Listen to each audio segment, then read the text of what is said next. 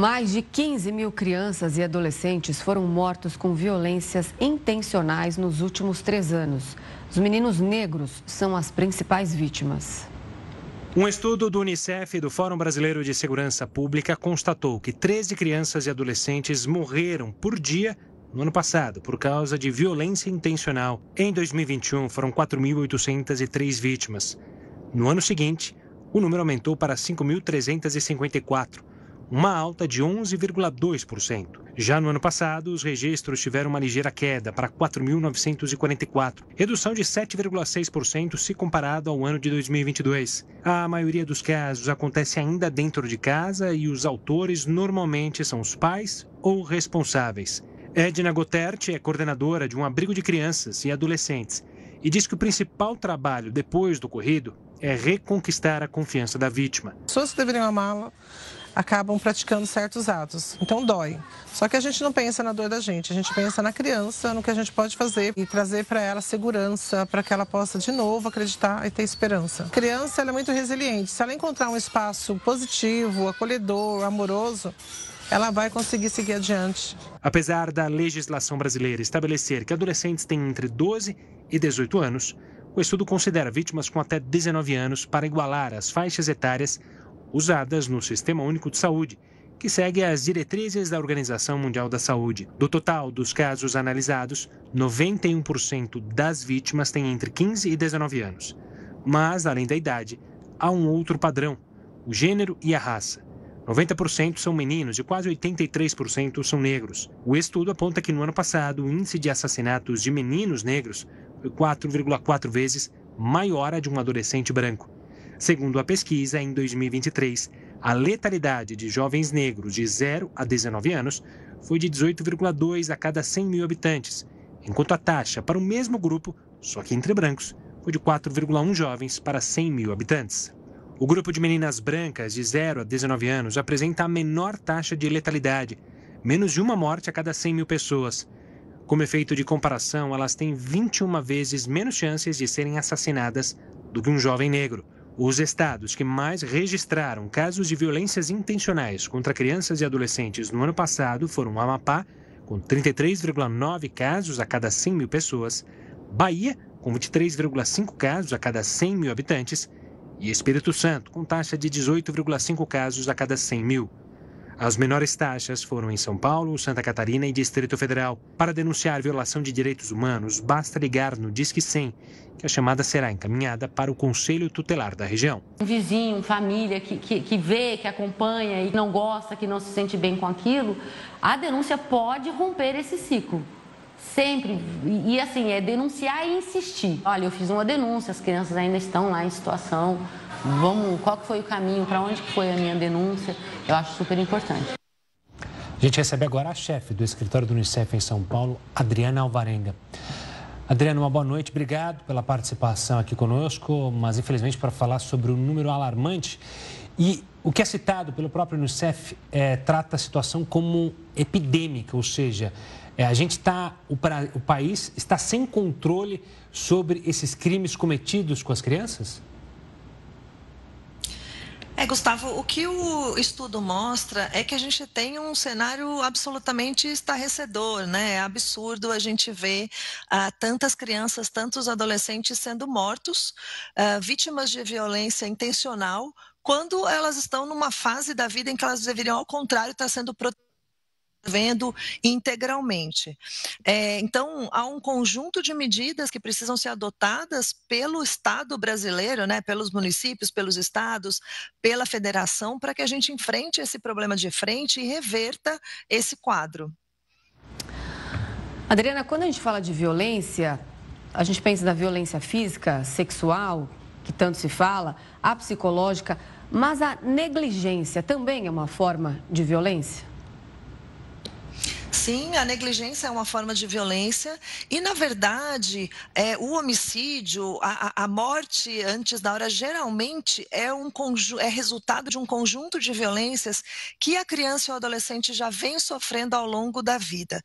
Não só violências físicas, mentais, mas também um conjunto, o que você chama de negligência, né? Assim, a falta de cuidado, de atenção com essa criança e com esse adolescente.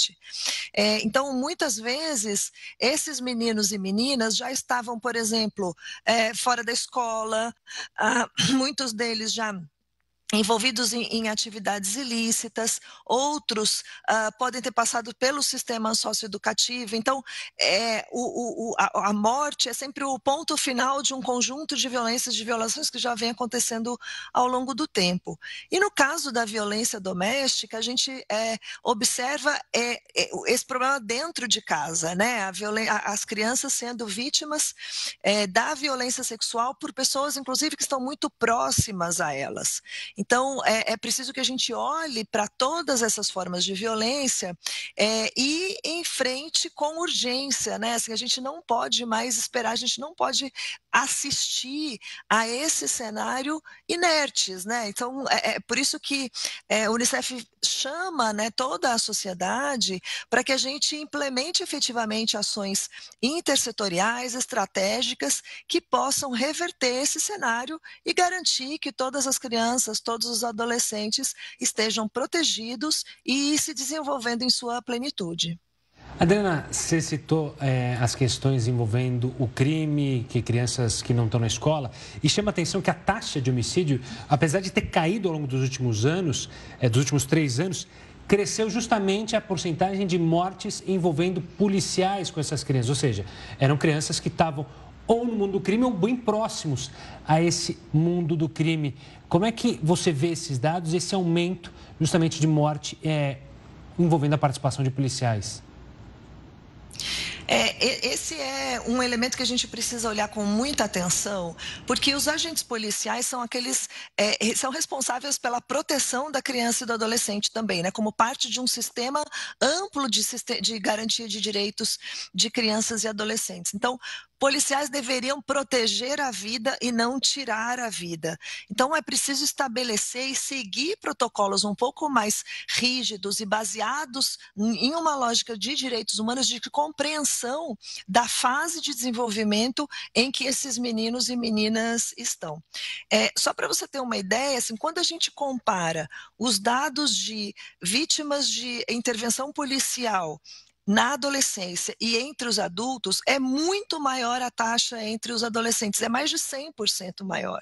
Então, realmente, a gente está precisando com urgência de melhor formação, não é, das forças policiais, controle, obviamente, sobre as atividades que cabem a eles e um estabelecimento de protocolos mais claros sobre como lidar com crianças e adolescentes, especialmente adolescentes que são as maiores vítimas da violência policial.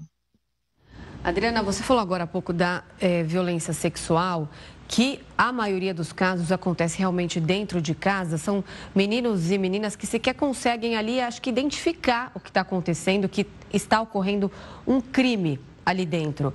O que fazer nesses casos? O Estado poderia investir mais em educação sexual? Oferecer espaços que abriguem essas vítimas menores de idade para que elas fiquem protegidas de seus agressores? É mais ou menos por aí, o caminho é esse? Esse é parte do caminho, sim. Como são fenômenos complexos, a gente também precisa de respostas complexas, né? Então, primeiro, a gente não pode naturalizar a violência contra a criança e adolescente, muito menos a violência sexual. Então, uma compreensão de toda a sociedade de que isso não é normal, que não é aceitável. Nas faixas etárias mais novas, até os 9 anos de idade, a maior parte dos casos acontece em casa. Nas faixas seguintes, vai passando mais para o ambiente externo. Então, o que a gente precisa para prevenir desde o ambiente familiar? De diálogo com essas famílias, de conscientização dessas famílias, justamente para que compreendam, né, que não é normal e que precisa se tomar uma atitude quando esses casos são observados. De atividades na escola, de trabalho na escola, porque desde a primeira infância a criança já pode ir acostumando, né, com essa análise, assim, essa parte do corpo não pode ser tocada, essa parte do corpo é só minha, e se tem alguém tocando partes do corpo que não deveria, é preciso se tomar uma atitude. Então, conversar com os pais. Se a criança não encontra apoio nos pais, ela precisa ser ouvida também na escola, ou às vezes as duas frentes, né? Então, muitas vezes, os sinais aparecem na escola e os professores que passam grande parte do dia com essas crianças são capazes de observar. Então, às vezes, mudança de comportamento, marcas no corpo, machucados, enfim, um conjunto aí de sinais que essa criança vai dando e que os educadores também podem chamar essas famílias para o diálogo, e quando é um fato, né, explícito, assim, que a gente tem certeza de que é uma violência que a criança está sofrendo, é preciso denunciar para que a questão possa ser endereçada, né, e as famílias abordadas e chamadas à responsabilidade. Quando os adolescentes vão ficando mais velhos, assim, tudo isso que a gente vai fazendo desde a primeira infância vai refletir nas faixas etárias seguintes, mas aí o assunto pode ir sendo aprofundado. E aí essas crianças, esses adolescentes já vão ter uma consciência, inclusive, do seu próprio corpo maior, e a gente pode ir aprofundando o diálogo com elas para que elas, então, compreendam onde é que está, o que está de errado, né? Assim, onde é que elas estão sendo violadas e que precisam de ajuda, em geral. Claro. Tá certo, Adriana. Obrigado pela participação aqui conosco, pela conversa. Forte abraço e até uma próxima. Obrigada, uma boa noite. Boa noite.